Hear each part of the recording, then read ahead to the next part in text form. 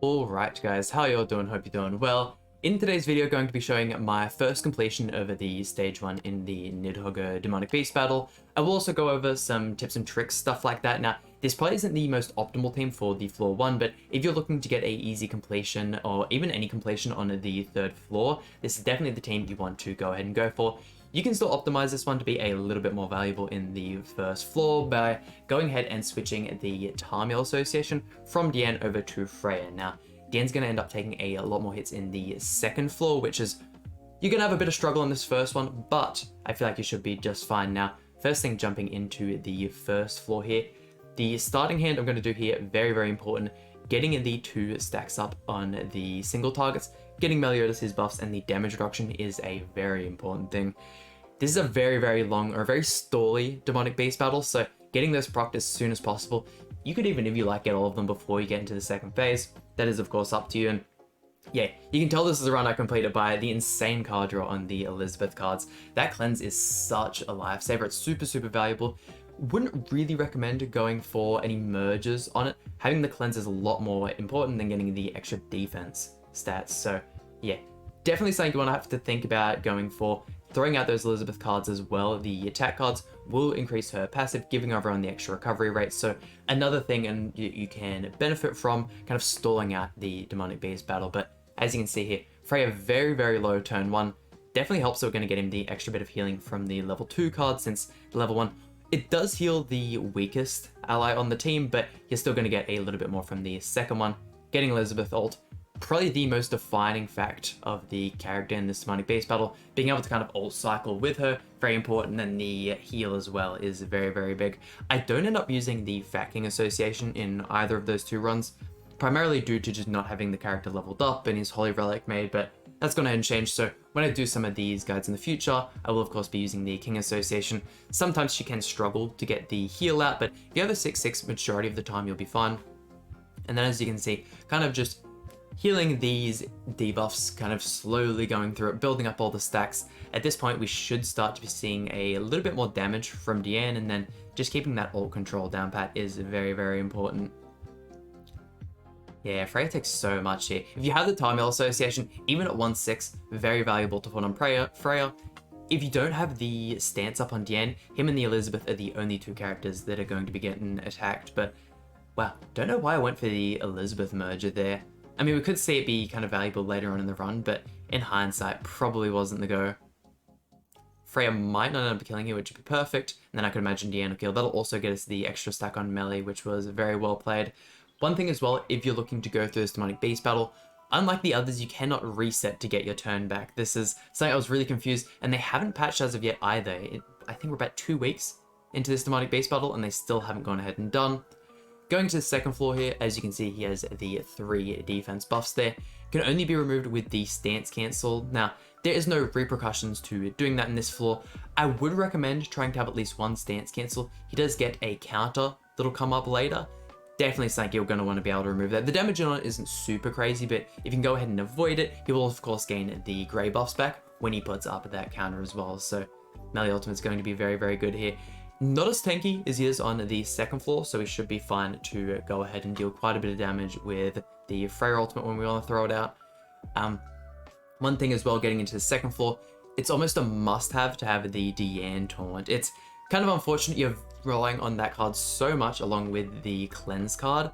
We are just absolutely cleaning up this second phase though, but not an awful lot to it. Have your Diane taunt up, there's nowhere near as many debuffs, so going into the third floor with at least 1 cleanse is very, very nice.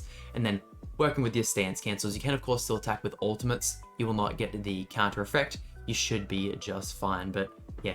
Diane's still going to get a bit of value. It's mainly just that first floor can be very troublesome with having the Freya take so much damage, but there we go. Gets the encroach, they'll get him a little bit extra stats. If you like, you can go ahead and cleanse that. You can see just how much better he is tanking with that one there. Granted, we do of course have the block effect as well, which is kind of annoying. And then we go down with the second floor. So not too bad, that one there. Once again, at this point, you've fully built up your team. You're looking good to go ahead and get into the final floor, which is kind of weird. Building up to this floor, you want to save as many PS cards as possible. The PS card will give extra gauge reduction to the bar on the left. A level 3 will give up to 50%, which is absolute insanity Ultimates only give, I think, around 30%. I'm not 100%. I'll go ahead and put the graph up on screen of just how much each card does, but wanting to be building that one down, but at the same time, not doing too much damage to the Demonic Beast Battle. If you get him below 50% HP, it's pretty much an instant wrap. You're going to end up losing. So try and keep him above that 50%. He'll completely one-tap you if you get him below. And then getting that DN stance, very helpful, because even just one attack there, you can see Elizabeth's almost at half HP. But it really just comes down to slowly dwindling him down over the course of this. Once again, very, very long. That's why some of the fails on the second and third floor can be kind of tilting, just because you end up spending so long doing them and there's so much RNG, especially that third floor phase 3 can be a massive, massive struggle. But unfortunately, ults don't go ahead and remove the gauge. Same with any of your cleanse cards. They do have to be actual attacks on the boss. So him having a little bit of lifesteal as well is very, very handy for this one.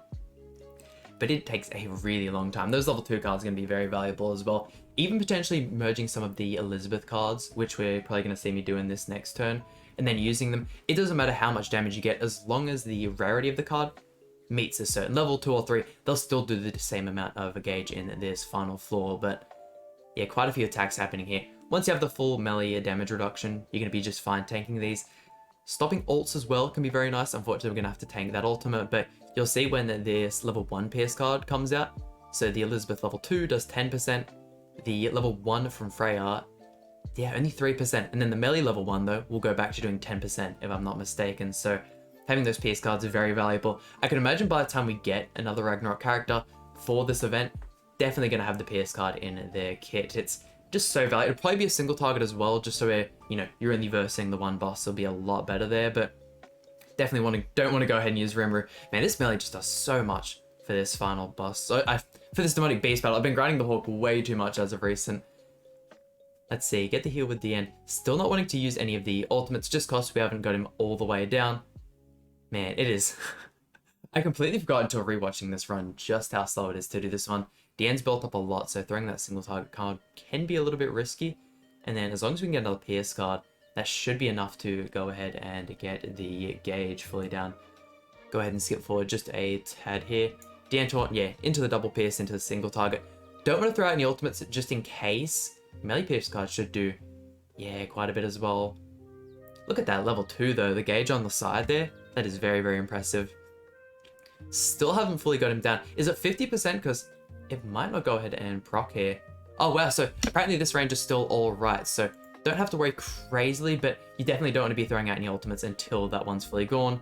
And then in this next turn, I mean, since we're going to go ahead and get him done, I pretty much throw out the ultimate from melee.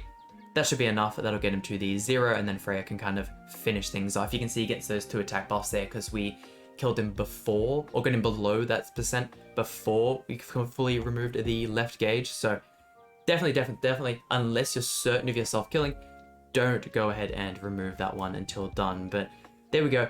Rewards there. I will go ahead and use the same team for the second floor. I can imagine that's going to be tomorrow's video, so stay tuned in for that one. Any questions as well about the Demonic Beast Battle, by all means let me know in the comment section down below, but I will go ahead and bring up my team just so you guys can go ahead and see the gear, stuff like that. And then this is the team I was going ahead and using. I would go ahead and show it to you in the actual Demonic Beast Battle section, but I'm currently doing a run for the NIDHOGGR and I've only just beat the first stage, so can't go ahead and exactly bring that one up. But associations and stuff should all be the same. I'll go ahead and bring back the teams here. Did I just skip past it?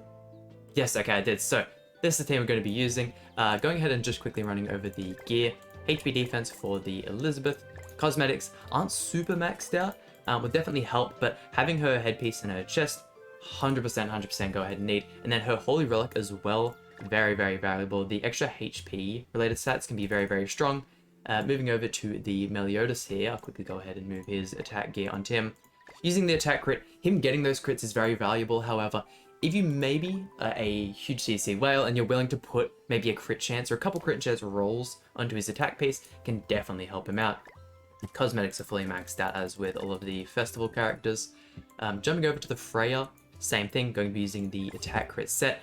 Freya having a high ultimate is very valuable for this final boss, which is unfortunate, but at this point he has been on quite a few banners, so definitely people should have the Freya, if not a couple dupes in him. And then the Diane here, full HP defense as well. some pretty decent rolls on her. And then the cosmetics, once again, fully maxed out. But other than that, for associations, HP Defense Tarmiel, Attack Crit Stariel, HP Defense King, and then HP Defense for the Margaret as well, just to kind of help Freya's survivability a little bit. And then for the artifact set, we're of course using the Demonic Beast set. But once again, there we go, that about does it for today's video. Please leave a like and subscribe, really means a lot to me, and I'll see you guys for some more Grand Cross content.